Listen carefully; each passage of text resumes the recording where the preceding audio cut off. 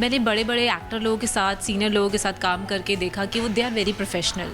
Time से आना, time punctual है, उसमें डायलॉग नहीं है। जब मैं वो डबिंग भी कर रही थी ना, तब मैंने डबिंग छोड़ बोला वाह, आई मीन अच्छा लग रहा है ये सीन। नूरे फतेही मुझे बहुत प्यारी लगती हैं, उनके मूव्स बहुत अच्छे लग रहे हैं और इसमें जो मूव्स दिए हैं, वो जो वॉक करके आ रही हैं, एंड देन बालों का जो उनका स्टाइल है, अमेजिंग। सोनम, सबसे पहले मैं जानना चाहूँगी बाटला हाउस का एक्सपीरियंस कैसा रहा आपका पूरी फिल्म के दौरान? कितना एक्सपीरियंस आपने लिया और कितने एक्सपीरियंस नए आपने सीखे वहाँ से?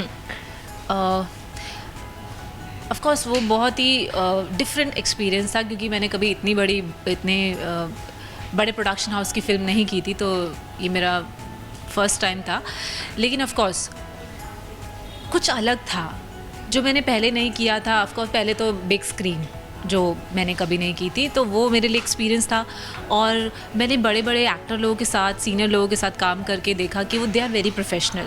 टाइम से आना, टाइम पंक्चुअल है, सीन्स में हमेशा अपने इन्वॉल्व रहते थे और सेट पे इन्वॉल्व रहते थे, और डायरेक्टर ही सो प्रोफेशनल अपने काम में रहते थे। तो ये सब चीज़ें मुझे सीखने को मिली।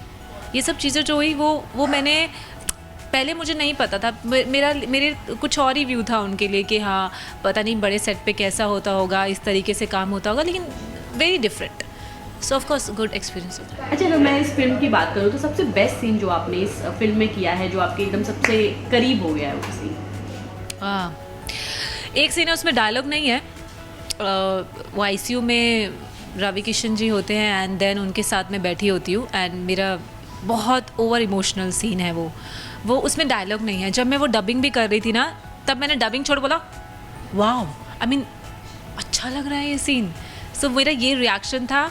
मैं चाहती हूँ कि ऑडियंस को भी वही रिएक्शन लगे कि जो मैंने दिया। हाँ, वो सीन मेरा पूरी फिल्म के अंदर, वैसे तो सारे सीन बहुत अच्छे, लेकिन वो मेरा सबसे फेवरेट सीन है। अच्छा, अगर मैं सॉन्ग्स की बात करूँ तो इस वक्त साकी साकी सॉन्ग सबसे ज़्यादा हिट चल रहा है। कितना थिड़का आपने उस सॉन्ग पे, और जब ये सॉन्ग आपने सुना तो आपको कैसा लगा? ये पहले भी मेरा फेवरेट सॉन्ग था, जो इसका ओरिजिनल वर्जन था। ये भी बहुत ही अच्छा है। नूरे फतेही मुझे बहुत प्यारी लगती हैं, उनके मूव्स बहुत अच्छे लग रहे हैं और इसमें जो मूव्स दिए हैं, वो जो वॉक करके आ रही हैं, एंड देन बालों का जो उनका स्टाइल है, अमेजिंग। ऑफ कोर्स गाने का जो म्यूज़िक है वो बहुत अच्छा तड़का डाल के दिया उसने, तो वेरी नाइस। अच्छा है कि बाटला हाउस में आया एंड बाटला हाउस को थोड़ी और हाइप मिली।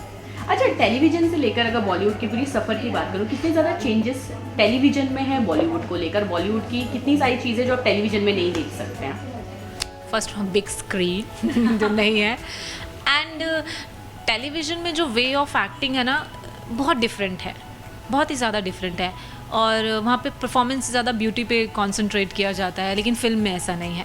फ़िल्म में अगर आप कैरेक्टर में जा रहे हो, अगर आप परफॉर्मर हो, और अगर उनको वही चाहिए, उनको अच्छे आर्टिस्ट चाहिए। लेकिन टीवी में आई डोंट थिंक सो कि मैंने थोड़ा सा फेस भी किया है, वहाँ पर इतना उनको परफॉर्मेंस नहीं चाहिए। जब ऑडिशन के लिए भी जाती थी तो मैं एक नॉर्मल लुक के लिए जाती थी, बट वो बोलते थे नहीं, हमारे को मेकअप अच्छा चाहिए, हमको हेयर अच्छा चाहिए। सो मुझे लगता था कि परफॉर्मेंस पे क्यों नहीं फोकस कर रहे आप।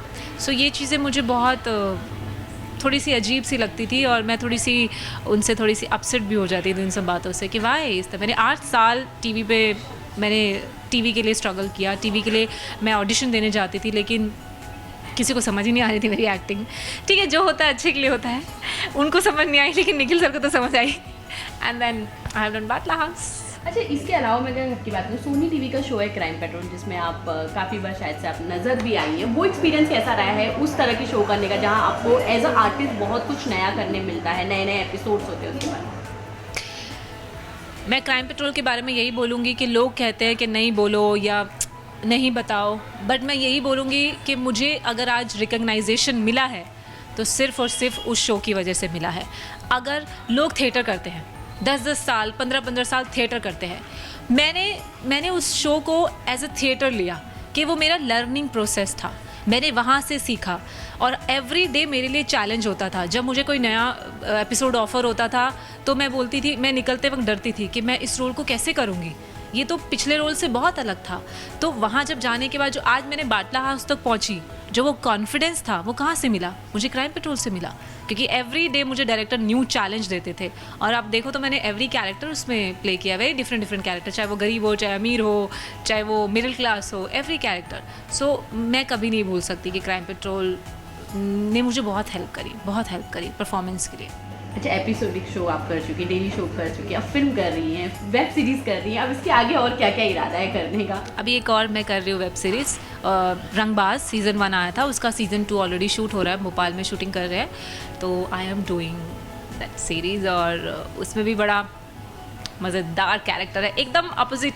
जो गंदी बात में आपको नहीं दिखा, जो आपको बाटला हाउस में नहीं दिखेगा, वो आपको रंगबाज में दिखेगा। सो हट कर है वो एकदम। अच्छा, लास्टली जाते हैं अपने फैंस को आप क्या मैसेज देना चाहेंगे? यही करूँगी कि 15 अगस्त आ रहा है, आज़ाद तो हो गया हमारा भारत 1947 में, लेकिन आज भी कुछ ना कुछ प्रॉब्लम्स हैं हमारे इंडिया में।